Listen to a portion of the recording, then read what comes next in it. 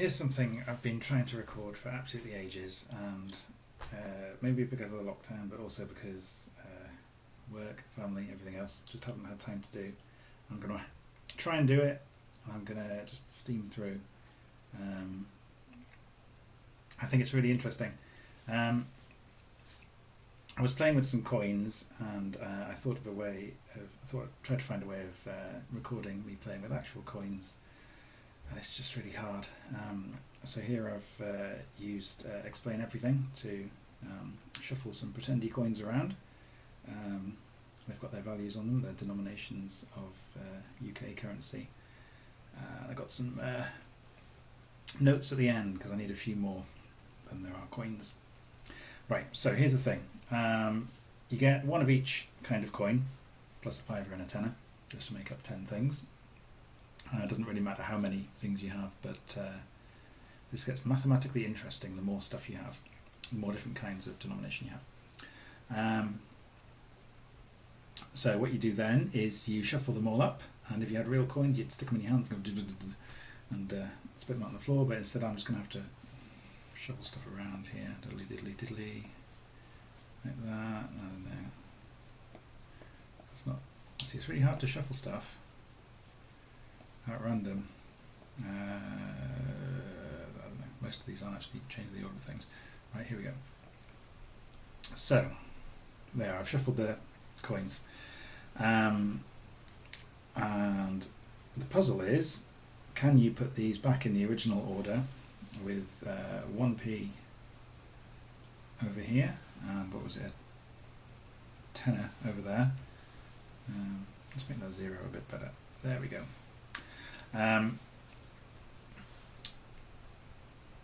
If that sentence stopped there, then yes, you can do it. Just move them all. But the condition I had is you have to pick 2 coins at a time and swap them. So let's say I want to swap the £2 coin and the £10 note. There we go, that's one move. So can you do it? Yeah, let's give it a go. So I want the 1p here, so I think I'm going to swap the 1p and the 50p. I want 2p here, so that means the £10 is going to have to go over there and the 2p is going to come back. I've put the £10 in the right place, by the way, there. Next is 5p, 10p. I just moved the 20p, and in fact I need that next. Swap the 50p and the £5. I want a £1 there next. Blub blub blub. £2, £5, £10. There you go. So that did it. It's quite a straightforward solution. You go along the line from left to right, and let's draw. There we go. You look at what coin you want to be there, and it must be to the right of you because you've put everything to the left of where you're looking. You've already put the right coin there. So you just pick wherever it is, swap those things, and eventually you reach the end. And by the time you get to the these last 2 spots, then either you have to do a swap there or you don't, and then you finish. So it's possible.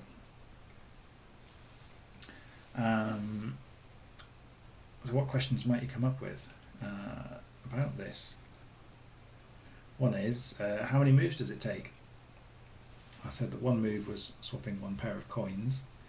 You might want to have a think about that yourself. I did. So first of all, it's not always the same number of moves whatever the shuffling is. If by some incredible chance, in 1 in 10 factorial, you'd got exactly the right layout, you wouldn't have to do any moves at all. I think if they'd all been backwards, you would have had to make, let's see, is it 9 moves? Let's not make a fence post error. Oh, I've used the wrong tool here. There we go. Right, let's do this. 2, 3, 4, 5 moves. Is that surprising? I mean, it's not what I said, so in a way, yes. But now that I've done it, I can see what was happening there, wasn't I? I was putting 2 things in the right place with each move. So 5 moves to reverse it. Let's do it again. 1, 2, 3, 4, 5. There we go. Right. So maybe the next question is, for a particular order, can you work out how many moves it's going to take? And here's the game. So I gave you a puzzle, and now here's a game. Is it a game? I mean, if you find somebody who hasn't seen this before, it's a game because you can challenge them. You can shuffle up all these coins and say, we're both going to make a bet about how many moves it's going to take. And if you've thought about this in advance, or watched this video in advance, then you'll be able to work out how many moves it takes. So I think we need to shuffle these things up again. So let's just do some more. What should I do? What's the easiest way of doing this? Put more, oh, I can move the text as well. Crikey. I want the text to be at the bottom. I can lock it. Lock. There we go. Cool. I don't want an inspector anymore. There we go. Right, so I put these things all together and then I'll just sort of, they're all in the same order, aren't they? That's, right. If I feel somewhat random in the order I'm doing things, then maybe that'll be randomish. Right. So, the strategy I used to solve it first time round was to go from left to right, and at each point look for the coin that should be there and swap it. And I don't think that told me much about how many moves it's going to take, because while I'm moving things, stuff's moving around. So I'd have to play that out in my mind ahead of time to work out how many moves it takes, which will be hard. So maybe there's a different way. Let's, instead of writing down the denominations for each of these positions, let's give them numbers. Actually no, let's do it with denominations. We'll fill them out. So there should be a 2p here, 5p there, 10p, 20p,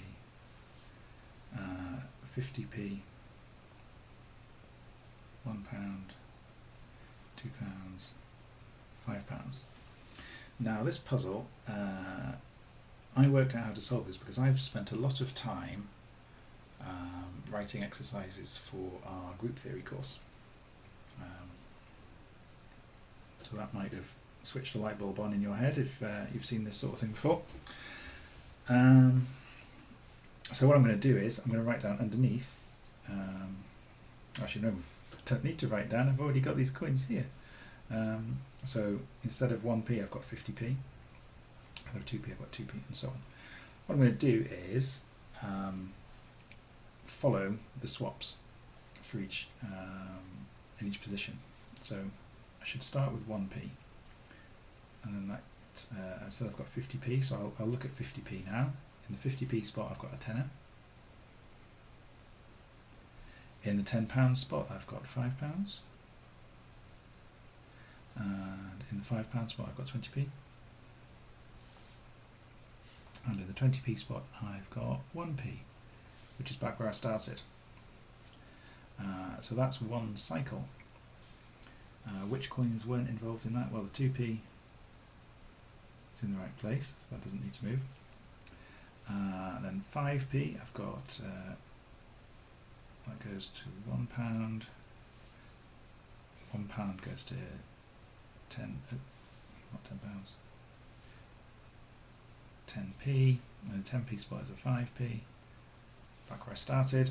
Have I written £2 yet? No. So there are 4 cycles here.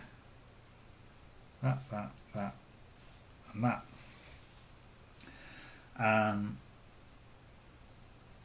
So what I can do is think of each of these as an independent set of coins. So so basically I never want to swap this 2p, for example. I never want to swap this £2. I never want to swap something in the 1p cycle. Do I go to highlighter?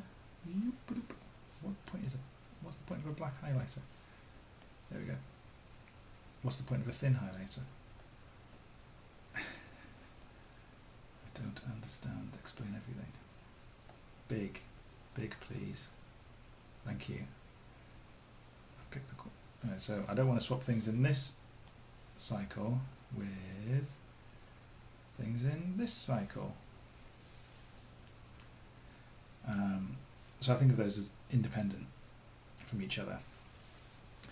Now, how many moves does it take to resolve each cycle independently? Has that changed colour now? I will never understand this. There. Yeah? Cool.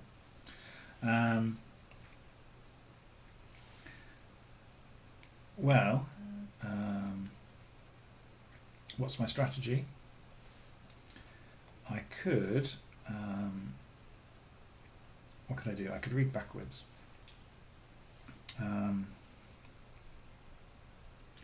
So maybe if I put the 20p in the 1p space, actually no, let's start with this smaller cycle. Crikey. Let's lock this. There we go. Lock. Let's start with this smaller cycle. So I want to end up with the 5p in the 5p space. If I swap the 10p in the £1, where are we? Is that what I want to do? Okay, right, so now I look at it. In the 10p position is the 5p. In the £1 position is the 10p. So let's put the 10p where it should be. Oh, what?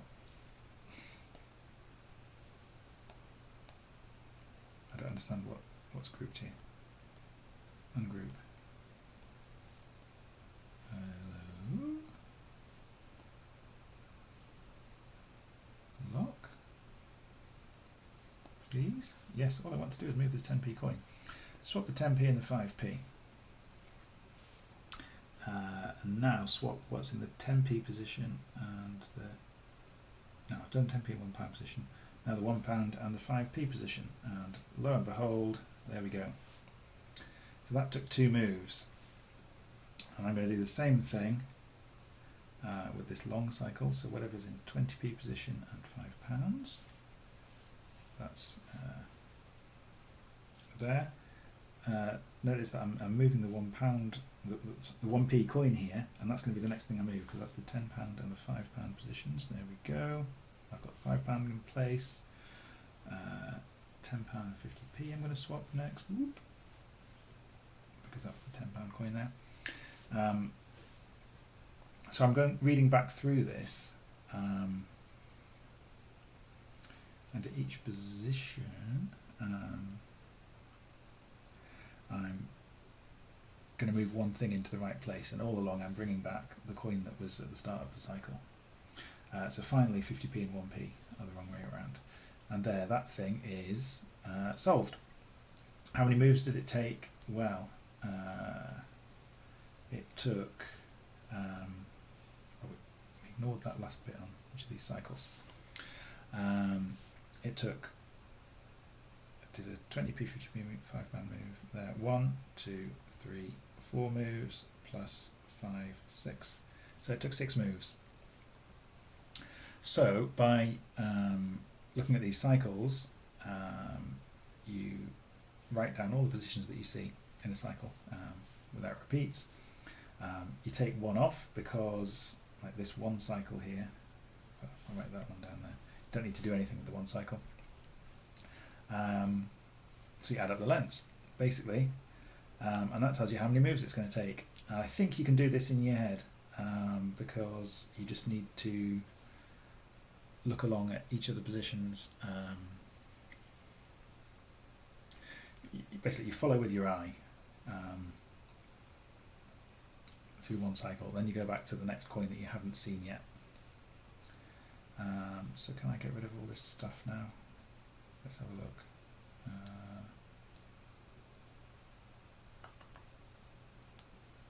even charge my tablet up before doing this, and it's just told me it's about to turn off. Why do these things happen to me? Right, there we go. So hopefully I should be able to shuffle these things around again, diddly diddly diddly, and say how many moves it takes without moving a single thing. Ta-da-da, da-da-da, very quick. There we go, there we go, there we go. Right, so 1p position. Actually, I need to write these things on top, don't I? 2p, 5p, 10p, 20p, 50p, pound, £2, £5, tenner. There we go.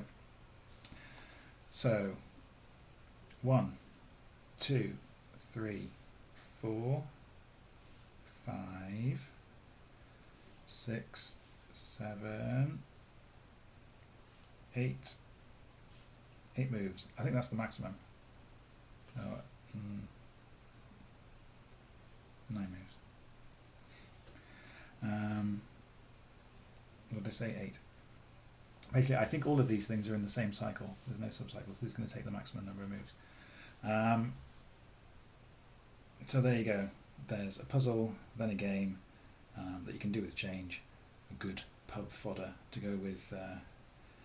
If someone's seen that question about the circumference versus the height of a pint glass, you can do this one next. So there you go. I've done the video. Finally, it was mad. But I'm glad I did it. Hopefully, you followed along.